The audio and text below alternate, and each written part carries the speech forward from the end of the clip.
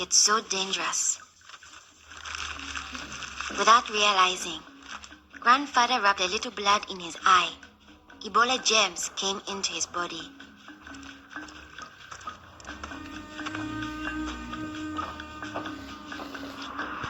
Days went by. Then Grandfather got a terrible fever and weakness. We thought it was malaria, but he was soon much worse. He had vomiting and diarrhea. His fever got even higher. I ran to get the nurse. But Grandfather had already died. I was heartbroken. The nurse thought it might be Ebola, a disease caught from bush meat, but which spreads from person to person. Others in our region had already died of this new disease. Unless we understood the disease and followed their rules, it could spread further and kill many more people. She explained that Ebola was in the body fluids of someone who was sick or had died of Ebola. Their sweat, tears, mucus, saliva, vomit, diarrhea, urine, breast milk, sexual fluids, and blood. When we touch a sick person's body fluids, the Ebola germs can get into small breaks in our skin or into our eyes, nose, or mouth. The Ebola germs spread into our body and make us sick. When somebody dies of Ebola, that body is much more contagious. No one should ever touch the dead body. The nurse advised us to wash our hands with soap and water right away. She contacted the trained burial team to help us bury Grandfather's body safely. The burial team came. They comforted us and explained what they had to do to protect us. The team wore protective clothing that kept them safe from the dangerous germs.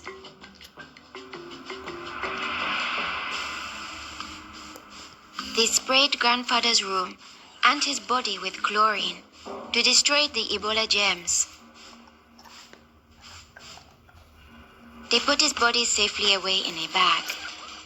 To prevent the spread of Ebola, no one could touch the body of anyone who had died with signs of the disease.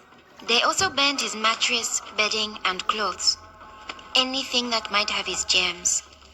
All these actions made us safer.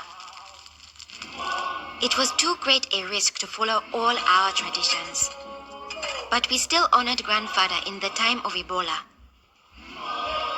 Our chief gathered all the villagers together after Grandfather's death. He explained that it's natural for us to fear Ebola, but if we trust in our health workers and follow their rules, we could stop the disease. The nurse explains to us, when a person has symptoms such as fever, don't touch them. Get them to the treatment center right away. They will have the best chance of surviving and they won't spread Ebola. She advised us to wash our hands with soap and water many times a day. The whole village agreed to follow these rules. Since we all had close contact with Grandfather, we were at risk of getting Ebola. We had to stay home. A health worker visited us every day to see whether we had fever or signs of sickness. We would show signs within 21 days if we had Ebola.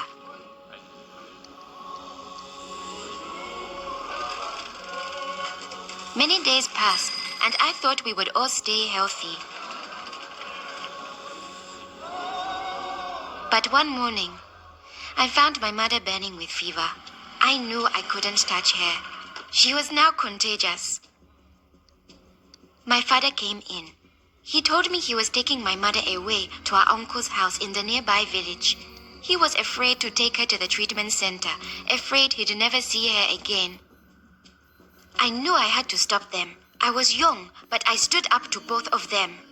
I told them, this could be Ebola. She must go to the treatment center right away. We needed to trust in our health workers to save her, save ourselves, and save our village. I saw in their faces that they understood. Running away would only lead to more death and suffering. My mother tested positive for Ebola. They found her a bed.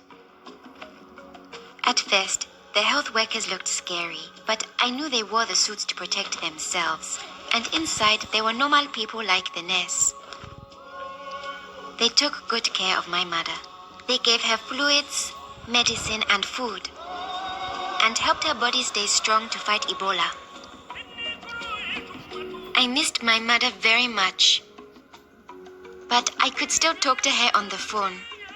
Sadly, some people in my village didn't survive, but my mother got better day by day. Soon, we were able to see her from a safe distance. One day, the nurse announced that my mother would live. Now we were safe to hug and kiss her. It was a day to celebrate. Our village followed their rules. We trusted our health workers, brought us sick for care right away, called for the safe burial team when one of our people died, and we always wash our hands with soap and water.